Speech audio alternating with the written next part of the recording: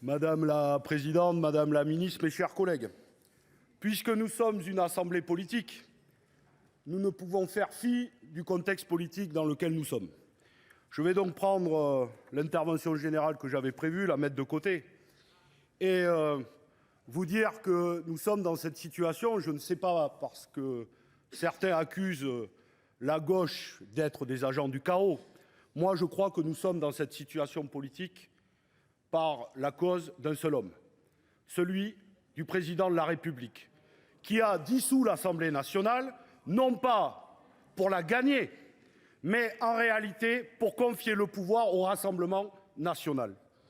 Puis, nous avons assisté à un gouvernement démissionnaire pendant 55 jours. Je sais, c'était les Jeux Olympiques et Paralympiques, et donc il est d'usage, à ce moment précis, de battre des records.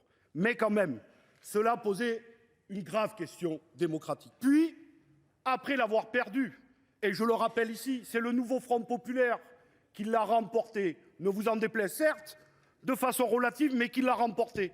Vous avez décidé de conserver le pouvoir après avoir perdu les élections législatives et de vous allier à d'autres perdants, les LR, pour constituer une alliance. Mais perdant plus perdant ne fait pas une majorité. Et vous l'avez vu lors de la première partie du budget, qui a été donc retoquée. Et maintenant, c'est le chant du cygne, puisqu'après vous avoir mis dans les bras du Rassemblement national pour la première fois, eh bien, demain, vous allez subir la censure par le même Rassemblement national et leur volonté. Et vous aurez abîmé un peu plus la démocratie et vous aurez accentué un peu plus la grave crise démocratique. Je vous le dis, chers collègues, ce qui en plus s'est passé dimanche, alors que l'ensemble de la gauche sénatoriale avait arraché quelques petites victoires pour plus de justice sociale, fiscale et environnementale, vous avez décidé de vous essuyer les pieds une nouvelle fois sur le Parlement en exigeant une deuxième délibération. Enfin, vous accentuez la crise démocratique et politique de ce pays, parce que le budget que vous nous proposez ne répond pas aux graves crises. Les gens n'arrivent pas à payer leurs factures, vous proposez 3 milliards supplémentaires sur les factures de gaz. Les gens ne trouvent pas d'emploi. Nous en sommes à 300 000 emplois menacés. Vous continuez à donner des cadeaux fiscaux, 200 milliards par an, sans vouloir une seule fois les conditionner, ces aides publiques et cet argent public. Et dans la crédit de mission, dans lequel là nous serions censés discuter, 34 millions de moins pour la Poste. Et à chaque fois que Philippe Val, le PDG de la Poste, vient, vous dites « fermez pas ma petite poste rurale ».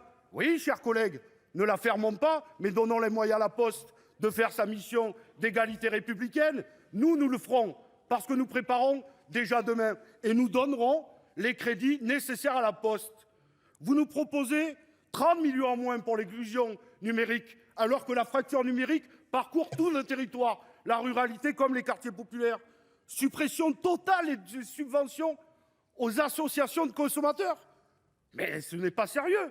Les gens, aujourd'hui, y compris avec le développement du e-commerce, se retrouvent confrontés à des nouvelles problématiques. Nous, demain, nous le ferons et nous donnerons les moyens.